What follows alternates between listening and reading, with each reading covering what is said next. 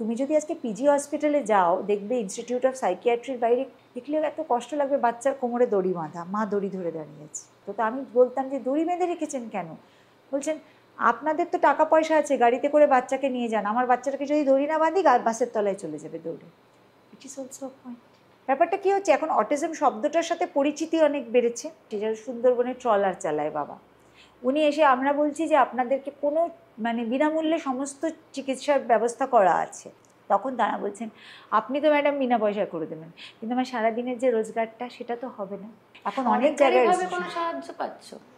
সরকারি অনুদান বা সেরকম কিছু নেই, হ্যাঁ, তবে হ্যাঁ একটা সেন্ট্রাল গভর্নমেন্টের নিরাময় ট্রাস্ট আছে, নিরাময়ের মাধ্যমে তারা এই সমস্ত যে থেরাপিজের যে খরচা তার সুবিধে পেতে পারেন।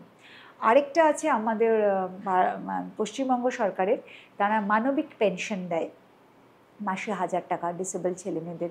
অনুদান বা টাকা পয়সাটা বড় কথা নয়, ব্যবস্থা তাদের এডুকেশনের ব্যবস্থা, তাদেরকে এখন অবধি শিক্ষা ব্যবস্থা ডিপার্টমেন্ট অফ এডুকেশনের আন্ডারে তারা না। ওরা যদি প্রিপেয়ার্ড হয় এবং তারপরে একটা রেসিডেন্সিয়াল ফেসিলিটি রান করে বাই পেরেন্টস অ্যান্ড গভর্নমেন্ট হলে তো কথাই নেই, তাতে ওরাই এমপ্লয়েড হলো। কথা নেই কেন, গভর্নমেন্টকে চাই আমরা। ওই বলছি পলিসি আকারেই সব রয়ে গেছে। শুরু হলো আবার